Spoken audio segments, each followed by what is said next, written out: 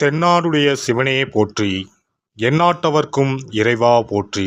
அனைத்து தமிழ் உள்ளங்களுக்கும் கனிவான வணக்கங்கள். நிகழும் ஸ்ரீ மங்களகரமான குரோதி ஆண்டு ஏப்ரல் மாதம் 14ஆம் தேதி சஷ்டி திதியில் திருவாதிரை நட்சத்திரத்தில் சித்தயோகம் கூடிய நன்னாளில் ஞாயிற்றுக்கிழமை அன்று மிதுன ராசியில் இந்த மகத்தான சித்திரை மாதம் பிறக்கிறது. இம்மாதம் கிரகநிலை என எடுத்துக்கொண்டால் மேசத்தில் சூரிய பகவானும் குரு பகவானும், கன்னியில் கேதுவும், கும்பத்தில் செவ்வாய் சனியும், மீனத்தில் 3 கிரகங்கள் அதாவது சுக்கிரன், புதன் மற்றும் ராகு பகவான் உள்ளனர். இம்மாத கிரக பெயர்ச்சி என எடுத்துக்கொண்டால் 22/4/2024 செவ்வாய் பகவான் கும்பத்தில் இருந்து மீனராசிக்கு இடப்பெயர்ச்சி அடைகிறார். 25/4/2024 சுக்கிர பகவான் மீனராசியில் இருந்து மேசராசிக்கு மாறுகிறார். 6/5/2024 அன்று புதன் பகவான் மீனராசியில் இருந்து மேசத்திற்கு இடப்பெயர்ச்சி அடைகிறார். 1/5/2024 அன்று குரு பகவான் மேசத்தில் இருந்து ரிஷபராசிக்கு மாறுகிறார். இம்மாத வாஸ்து நாள் சித்ரா பௌர்ணமியுடன் இணைந்து வருகிறது. இந்நாளில் வாசல் கால் நடுவது, புது வீடு கிரகப்பிரவேசம் செய்ய உகந்த நாள். பிறக்கப் போகும் இந்த சித்திரை உங்கள் வாழ்வில் நிம்மதியான நித்திரையை தரப்போகிறது. கடன் தொல்லை தீர்ந்து நிம்மதி பெருமூச்சு விடப்போகிறீர்கள். இனிமையும் கசப்பும் கலந்த மாதமாக இருந்தாலும் நன்மையே அதிக அளவில் நடைபெற வாய்ப்புள்ளது. இனி 12 ராசிகளில் உங்கள் ராசிக்கான பலன் என்ன என்பதனை பற்றி காண்போம்.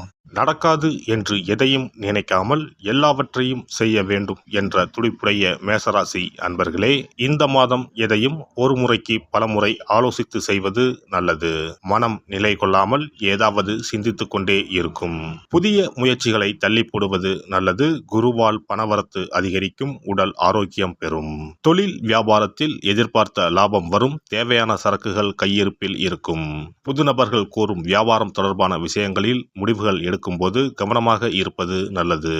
உத்தியோகத்தில் இருப்பவர்களுக்கு புதிய பதவிகள் அல்லது புதிய பொறுப்புகள் கிடைக்கும். உங்களது பணி திறமையால் மேலதிகாரிகள் திருப்தி அடைவார்கள்.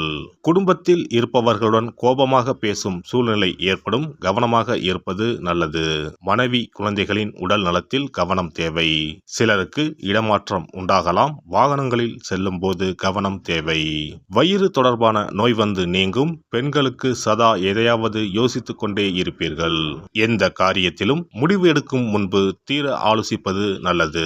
கலைத்துறையினருக்கு எதிர்பாராத செலவுகள் உண்டாகும். காரிய தாமதம் ஏற்படும். வீண் கவலை இருக்கும். ஒப்பந்தங்களில் கையெழுத்திடும் முன்பு நன்றாக ஆலோசனை நடத்தவும். அரசியலில் உள்ளவர்களுக்கு மற்றவர்களால் மனக்கஷ்டம் ஏற்படும். அடுத்தவர்களின் கடமைக்கு பொறுப்பேற்காமல் இருப்பது நல்லது. எந்த ஒரு காரியமும் மந்தமாக நடக்கும். மாணவர்களுக்கு கல்வியை பற்றிய எண்ணங்கள் அதிகரிக்கும். பாடங்களை படிக்கும் போது மனதை ஒருமுகப்படுத்தி படிப்பது நல்லது. நட்சத்திர பலன்கள். அஸ்வினி. இந்த மாதம் உறவினர்கள் வகையில் தவிர்க்க முடியாத சுப செலவுகளை சுமக்க நேரும். முக்கியமான பயணமும் முக்கிய பிரமுகர்களின் சந்திப்பும் உண்டாகும். அது உங்கள் எதிர்காலத்திற்கு நல்ல அஸ்திவாரமாக இருக்கும். சிலர் கூட்டு முயற்சிகளில் லாபம் தேடலாம். சிலர் குடும்பத்தினரோடு சேர்ந்து கூட்டு தொழில் செய்து லாபம் பார்க்கலாம். பரணி நட்சத்திரம். இந்த மாதம் ஆரோக்கியம் நன்றாக இருக்கும். தொழில், வேலை, உத்தியோகம் ஆகியவற்றால் வெற்றிகள் அடையலாம். சேமிப்பும் உண்டாகும். உங்கள் உழைப்பும் நம்பிக்கையும் உங்களுக்கு முழுமையான பலனையும் திருப்தியையும் தரும்.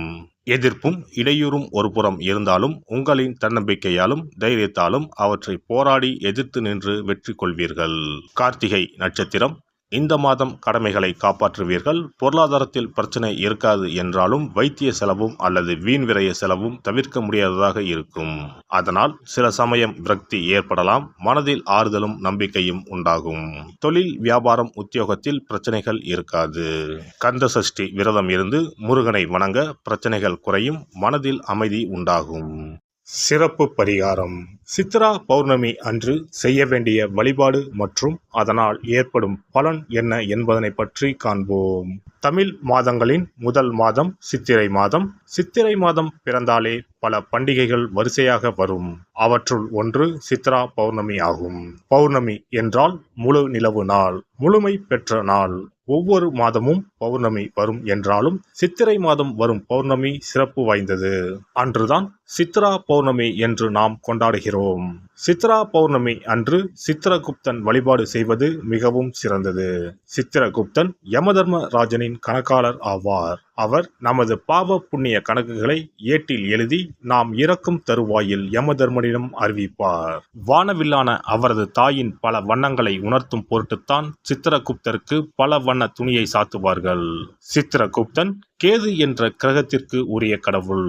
அவருக்கு கொல்லினால் செய்யப்பட்ட வடை அல்லது சுண்டல் படைக்க வேண்டும். மலர்களால் அர்ச்சனை செய்து வழிபட வேண்டும். சித்ரா பௌர்ணமி அன்று சித்திரகுப்தனை வழிபடுவதன் மூலம் நமது எண்ணங்கள் தூய்மை அடையும். நாம் பாவ செயல்களை செய்யாமல் புண்ணிய செயல்களை செய்யும் வகையில் நமது எண்ண ஓட்டங்கள் தூய்மை அடையும். பாவம் மற்றும் புண்ணியம் செய்ய தூண்டுவது மனம். மனதை செம்மைப்படுத்தி புண்ணிய வழியில் மனதை செலுத்தும் வழியை சித்திரகுப்தன் நமக்கு அருள்வார். அதன் மூலம் செம்மையான வாழ்வு கிட்டும், செல்வ வளங்களும் பெருகும். செவ்வாயின் நட்சத்திரமான சித்திரை நட்சத்திரத்தில் சந்திரன் சஞ்சரிப்பதால் அன்று அம்மன் வழிபாடு செய்ய செவ்வாய் தோஷம் நீங்கும். அன்றைய தினம் தாய் கிரகம் சந்திரன் அதிபலம் பெறும் நாள். இந்த நாள் பெண்கள் தாயையும் தாய் வம்சத்திற்கு செய்ய வேண்டிய ஆகம கடமைகளையும் செய்ய வேண்டிய நாள். மாங்கல்யம் வளம் பெறும் நாள். சித்ரா பௌர்ணமி அன்று வீட்டை சுத்தம் செய்து பூஜை அறையில் விநாயகர் படத்தை வைத்து அரிசி மாவால் சித்திரகுப்தன் படம் வரைந்து கையில் ஏடும் எழுத்தாணியும் வரைய வேண்டும். சித்திரகுப்தா என்று சொல்லிக் கொண்டு இருக்க வேண்டும். அன்று உப்பில்லாத உணவுகளையே உண்ண வேண்டும். மாலையில் பௌர்ணமி தினம் உதயமானதும் சித்திரகுப்தனுக்கு பூஜை செய்ய வேண்டும். தலைவாழை இலையில் சர்க்கரை பொங்கல் அல்லது வெண்பொங்கலை படைக்க வேண்டும். பயிற்றம் பருப்பு எருமை பாலும் சேர்த்து பாயாசம் செய்து நிவேதனம் செய்யலாம். சித்திரகுப்த விரத முறையில் மக்கள் உப்பு, பால் மற்றும் பால் சார்ந்த பொருட்களை தவிர்க்கின்றனர். காரணம், காமதேனுவிடமிருந்து சித்திரகுப்தம் தோன்றியதால் பால் மற்றும் பால் சார்ந்த பொருட்கள் தவிர்க்கப்படுகின்றன.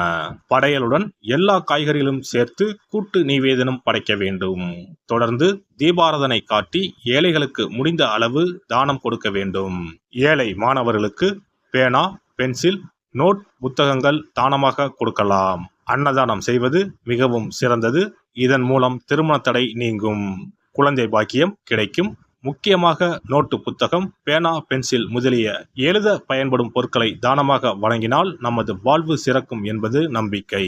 ஒருவரின் ஜாதகத்தில் கேது சரியில்லை என்றால் பல பிரச்சனைகளும் உடல் உபாதைகளும் அனுபவிக்க நேரிடும்.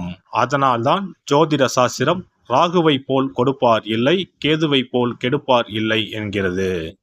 இப்பேற்பட்ட கேது பகவானின் தொல்லையில் இருந்து விடுபட வருடத்திற்கு ஒரு முறையாவது சித்திரகுப்தனை வணங்க வேண்டும்.